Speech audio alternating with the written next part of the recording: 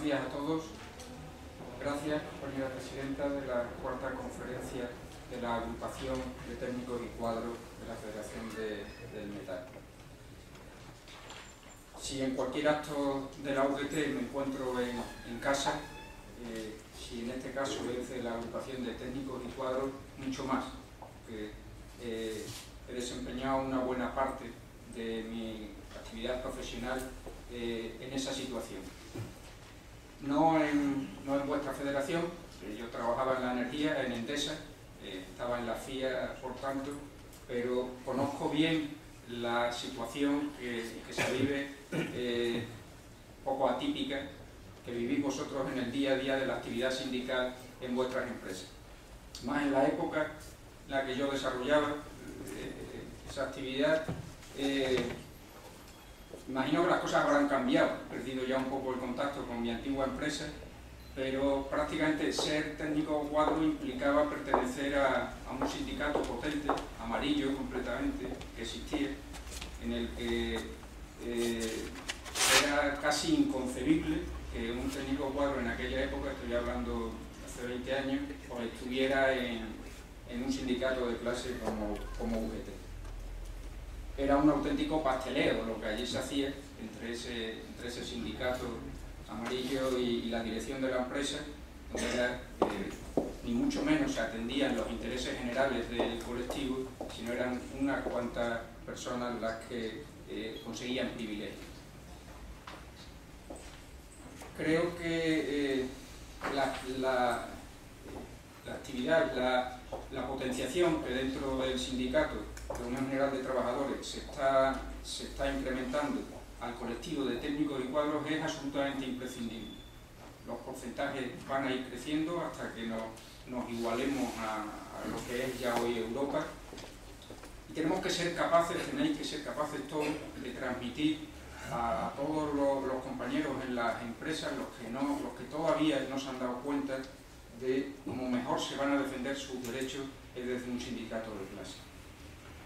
Pero también creo que hay que ser autocríticos y reflexionar, y me permití que me tome la libertad de hacerlo desde la distancia y el atrevimiento de no tener un conocimiento profundo, pero también internamente al conjunto del sindicato hay que pedirle que desaparezcan lo que yo recuerdo como unos recelos, unas distancias, cuando miraban hacia técnicos y cuadros. ¿Y estos quiénes son? Estos no son de los mismos, pues sí que son de los nuestros, sí que somos todos lo mismo sin ninguna duda. Se ha avanzado mucho, pero yo creo que queda todavía camino por recorrer, por darse cuenta de que no hay diferencia. Los que no están se tienen que dar cuenta, como decía, de que desde aquí es donde realmente se defienden de verdad sus intereses, y el resto de los compañeros, con la vieja mentalidad, se tienen que dar cuenta de que al final coinciden, todos somos asalariados. Vivimos tiempos complicados, es evidente, en la actividad sindical, en la relación de los sindicatos con el gobierno de España. La crisis financiera, estamos hoy en un momento que parece que se agudiza con el problema irlandés, la reciente reforma laboral del gobierno, la huelga general, que no podemos obviar, más reformas que están puestas encima de la mesa, y hay que recuperar el diálogo, hay que recuperar el contacto, hay que recuperar la capacidad de acuerdo. Y creo que Extremadura es un magnífico ejemplo de cómo se puede practicar esa capacidad de acuerdo.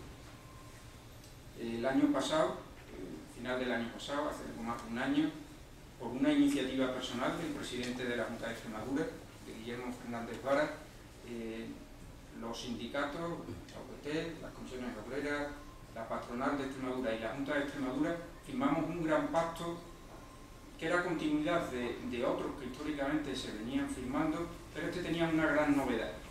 Era la constatación de que hay un modelo económico agotado y de que todos los que tenemos algún protagonismo en este tema nos planteamos que hay que estar en la crisis, hay que estar peleándose con la crisis, hay que tomar las medidas que correspondan, hay que llegar a los acuerdos en el corto plazo que sean necesarios, pero también hay que tener la capacidad de levantar la vista más allá de la crisis, porque la crisis se va a acabar, tarde o temprano se va a acabar. Y en Extremadura conseguimos cerrar lo que aquí hemos denominado un pacto social, subrayo lo de social, y político de reformas para Extremadura. Hemos definido, nos hemos puesto todos de acuerdo en lo que van a ser los sectores económicos prioritarios para el largo plazo. Sectores que van a tener que tomar el relevo de algunos que no van a poder recuperar lo que fue. Y no distinguimos solo nuevos sectores, sería un error muy grave. Uno de esos sectores prioritarios que recoge el Pacto Social y Político de Reformas para Extremadura es la construcción. Sin la construcción no seremos capaces. Sin la construcción, incluso la residencial, la tan criticada residencial. Sí que desde luego nunca vamos a volver a tener en Extremadura pues, los cálculos de aproximadamente 40.000 empleos que se pueden haber perdido en el sector de la construcción. Nunca más va a haber esos 40.000 empleos en el sector de la construcción. Entonces hemos definido aquellos sectores que, siendo tradicionales, van a seguir siendo prioritarios, con nuevos enfoques, como es la construcción, y aquellos otros que no han tenido tradición en Extremadura, que los podemos considerar emergentes y que se convierten también en prioritarios. Y esto está empezando a dar ya resultados. El sector que me corresponde, por mi responsabilidad dentro del Gobierno de Extremadura, en el sector de la energía, estamos dando pasos importantísimos en el desarrollo de las energías renovables, pero que no se queda ahí. Al final, cuando de verdad tendrá todo el sentido, que no solo la lucha contra el cambio climático, no solo la reducción de la dependencia energética del exterior, sino que se traduzca al sector industrial, en este caso al sector del metal. Son ya realidades, empresas extremeñas que estaban en el metal pero que no trabajaban para las renovables, que están cerrando ahora contratos muy importantes, que están ampliando plantillas, que están ampliando instalaciones para fabricar elementos para instalaciones renovables. Concretamente, aquí en Extremadura nuestro mayor potencial es el de la energía termosolar. Tenemos unas características ideales. El 40% de la energía termosolar que habrá en España de aquí al 2014 va a estar en Extremadura. Para que os hagáis una idea, solo en Extremadura esto supone invertir en 5 años del orden de 6.000 millones de euros. 6.000 millones de euros. Y una gran parte de eso son elementos, componentes que se fabrican pura actividad metálica, transformados metálicos, que se pueden hacer completamente en Extremadura, que podemos llegar a ser líderes en Extremadura. Esto es un ejemplo de cómo ese fijar objetivo a largo plazo de nuevos sectores que encajan en los potenciales que tenemos locales pueden al final trasladarse y expandirse a otros muchos sectores.